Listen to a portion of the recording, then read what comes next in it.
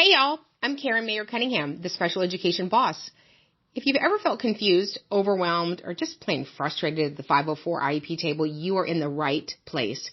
Every week, I'm breaking down the rules, the rights, and the realities of special education so you can walk into meetings informed, empowered, and ready to make real change. And whether you're a parent, a teacher, an advocate, a school-based member, or somebody who's just trying to do right by a student, this podcast gives you straight talk, real answers, and tools that you can use immediately. I'm not here to play politics. I'm not here to play sides. I'm here to train people who sit at the table and teach you how to follow the law, ask the right questions, and protect the rights of students. So go ahead and hit subscribe, share this with a friend, and you know what? Meet me back here every single week. We're not just talking about change. We're making it. Because when you know better, you do better. And when we get it right for the child, we get it right for everybody.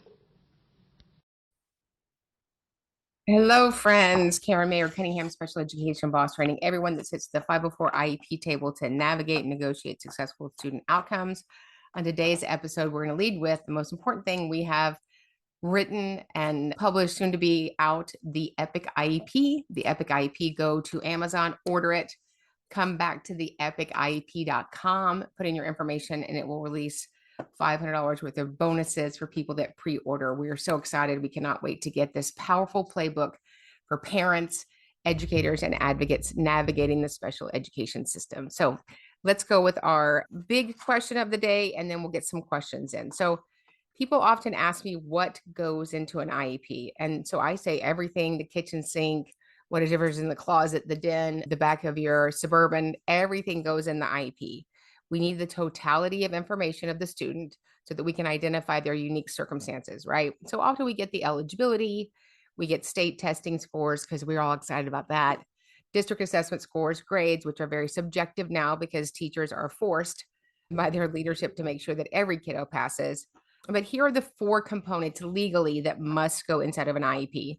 And if you're ever wondering what the requirements are for the IEP, of course, you want to go get this amazing book, which is on our bookshelf at Special Education Academy. It is the Office of Federal Register. It's Code of Federal Regulations, Title 34, Volume 2 of 4. So if you don't have that, or you're waiting for your order to come in, you could just go to ECFR,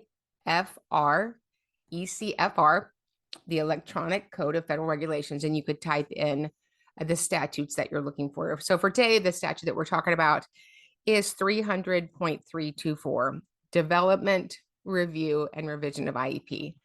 I think that so many school-based members don't know their responsibility in completing the IEP document because they've been trained at length on software, and software is not the federal law.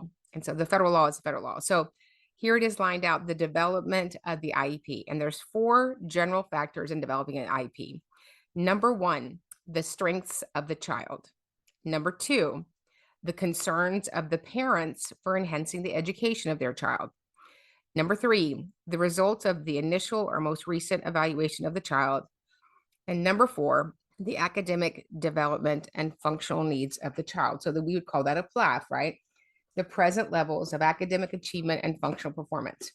And so I want to go back to the 3rd piece in there, the results of the initial or most recent evaluation of the child. So when people ask me when I'm doing an IEP, what do I have on deck? What are the papers that I have out here? And I have 4 things. I have the most recent robust FIE, full individualized evaluation, that hits all the components in that evaluation. Next, I have the last 36 instructional weeks IEP progress reports. Next, I have the completed and finalized and codified IEP from the last annual IEP meeting. And then, of course, I have a full draft copy of the IEP document. I saw a creator yesterday say online that you shouldn't ask for or expect a draft of the IEP. That is the most ridiculous thing I've ever heard of. If the school has the draft and the parent is the number 1 stakeholder listed under federal law, it would be ridiculous that you go into an important meeting about your child's future and not have a copy of the draft that the school has. Okay.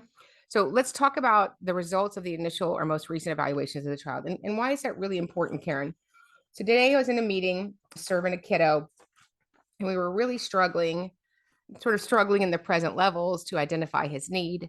He's getting all great grades. He's a good kiddo.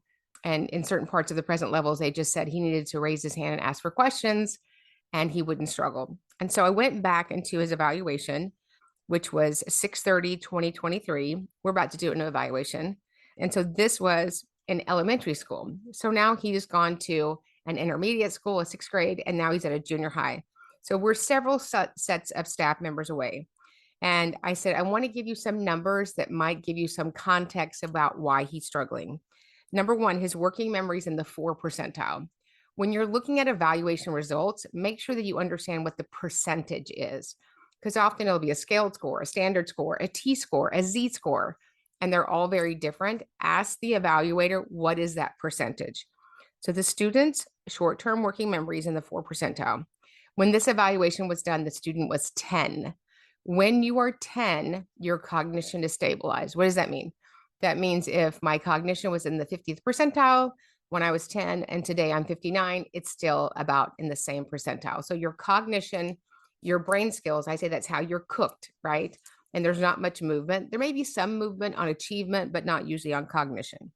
So if your short-term working memory is in the 4 percentile, that means 96% is not going in. So short-term memory, I take in information, I hold it, I manipulate it, and I put it somewhere in a way that I can retrieve it later. Next, I said his phonological memory is in the 1 percentile. Next, I said his listening comprehension is in the 8th percentile. Next, his oral expression is in the 0.5 percentile. And next, his oral language is in the 2 percentile. So my job is to talk about uncomfortable truths in a way that people keep listening and say things in a way that people can see and feel them, right? So often when we look at standardized scores, they don't really mean anything to us if we're not evaluators, and I'm not an evaluator, but after looking at them for 30 years, they are such a guiding point and tell a story about how the student best acquires knowledge and retains it. So remember, when you're doing present levels, make sure you go back to that last FIE and pull important components that are outliers, right? Numbers that are really low or numbers that are really high that will help you better address the student's current needs for special education related services and how to best educate him. Okay, so let's do the questions of the day. Now, we only get about 1,000 questions of the day, but we are going to give you the top 10 for today. Help. I need your help.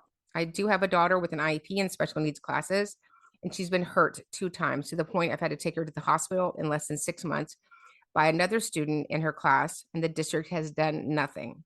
What can I do? I don't think she's safe at this point. The other boy does have a BIP, but constantly hurts students and teachers, but my daughter's safety is my concern. So we hear this question a lot. When there's no safety in a setting, there's no learning for anybody. And everybody at the school has to be safe. So I'd reach out to the principal and say, I'm not going to be able to send my child to school because of the safety issue. Can you please let me know when that can be rectified? Because all you can do is advocate for your child. And hopefully by doing that, then the leadership will step in and give that other child a more supportive setting so he can be successful. Next question. In the state of Pennsylvania, in a classroom where there is a regular education teacher and a special education teacher, if the special education teacher is absent, can or should they have a regular education teacher substituting for the special education teacher? So, I mean, we understand that people are absent, and we're not talking about, 1 or 2 days. We're talking about when there's not been a special educator.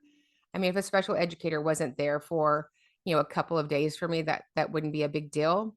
If, there hasn't been a special educator for a long time, that would be a different deal. But the role has to be supported and fulfilled by somebody with the same credentialing. Next question. If a child has an IEP and the public school pays for the child to attend another preschool where services are provided, is the public school required to provide accommodations tools at the public preschool when the child attends there the other half of the day? So a couple of things. So preschool is different than ECSC. So ECSC is early childhood special education, and preschool is sort of a bigger umbrella. It might include kids with disabilities, but it also might just be kiddos with that have met an income threshold. They might be bilingual. They might be staff members' children. So if she has an IEP and she is in 2 locations a day, the totality of that IEP has to be delivered at both settings. Okay. Next question. If an IEP is supposed to have been amended to reflect the new district policy, but is yet to be amended, should the original IEP continue to be followed? If it was supposed to be amended, how soon after the change should I receive the updated IEP? So I don't know that a district policy would be part of an individualized education program. Now, if that policy is around retesting or something like that, it would sit in the accommodations, then certainly. There's no language in IDEA about how quickly the district is to provide you with an IEP. It just simply says in IDEA that the district will provide you an IEP at no expense. And so I would just follow up with the school and say, I'm waiting to receive my IEP that we completed. Do you know when that might be sent out? Okay, next question. I'm a general education teacher in the high school setting. One of my classes has 22 students. 9 of the students are on IEP and 5 are on 504s. I've been given an intervention specialist who's not certified in science. How do I go about getting the help I need to meet the needs of the student? It is impossible for me to do this when I teach 5 other classes and 4 preps. Thank you for all you do. So, I mean, you need to reach out to your boss. Your boss is the principal. The principal is the sheriff. The principal is in charge of staffing classes and making sure funds are released to serve kids with differences and exceptionalities and disabilities at the highest level. So I would send that in an email and let them know that today is October 21st. I desperately need help in this class based upon these parameters. Next question. Hi, I've seen many people ask you questions about IEP, so I am trying to get luck and get a question answered. My son, who's almost 4 years old and has an IEP, is not qualified for Head Start because of the income requirement. Can they do that even though I have an IEP? So Head Start is not something that we teach on or train on. The specificity for those thresholds are linear. So I would reach out to them and say, is there any workaround for that? But there's no requirement for Head Start, even if your child does have an IEP. Next question. Does the FERPA law also include disciplinary records? My child has an IEP and was involved in an incident. The school is falsely accusing her, and they will not share any videos and the statement written by the staff. There's no evidence, and my child has had my child in office for over an hour questioning while never calling a parent to be there. I want to see what the staff involved wrote regarding my child, and they did not give me a copy because everyone involved says one thing, and the principal basically told me kids lie and punish my child off of a feeling that he cannot be, that this can't be a coincidence. I wanted to make sure I understand purpose. So we have an open records form that we provide to people in the academy, and it's very robust. So any documentation, maintenance taken in the care of your child is your record. So when you do an open records request, you want to write it to take it to legal, fill out the form and ask for every record that includes my child's name, their ID number, and then list any of the teachers that you might know. Take that to legal, which is usually at admin.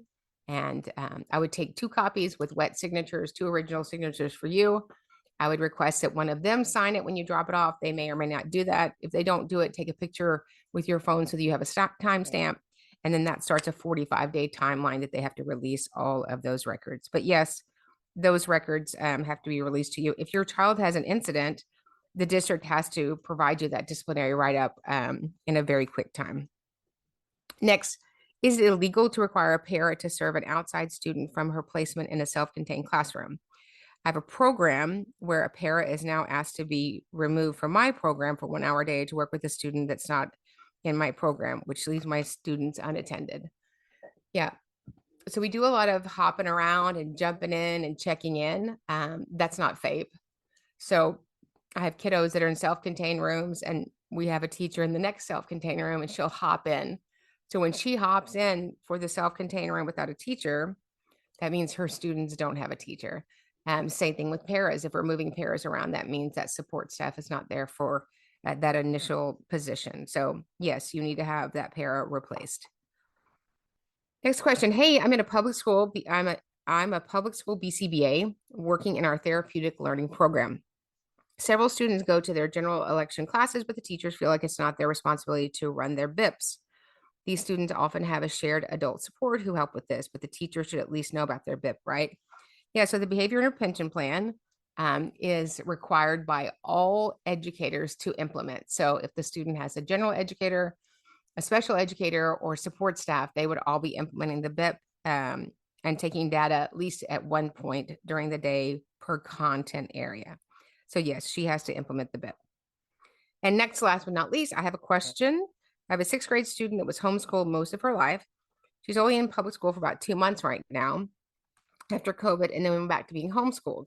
She shows some extreme gaps, but also extreme learning deficits. My district says they cannot test her for SPED until she's been in public school longer. Is this true, or are they just making excuses?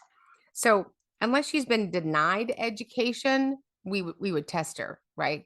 So if you're homeschooled, you are receiving a homeschool curriculum. Whether the district agrees with that, if that's an appropriate education, is a moot point. But the law says that we evaluate children, we identify, locate, and evaluate children with suspected disabilities who may be in need of special education and related services. And we do that. We don't put parameters around it to stop it unless there are special factors that stop us. So if you need anything, let us know at advocate@specialeducationacademy.com. Remember, go get the Epic IEP, go to Amazon, get a copy of it, pre-order it, then come back to the epic-iep.com and put in your information from your Amazon order, and we will open up the $500 worth of bonuses that you're going to receive. Remember, we get it right for the child, we get it right for everybody. We'll see you guys in the next training. Hit subscribe, share this with a friend, and you know what? Meet me back here every single week. We're not just talking about change, we're making it. Because when you know better, you do better. And when we get it right for the child, we get it right for everybody.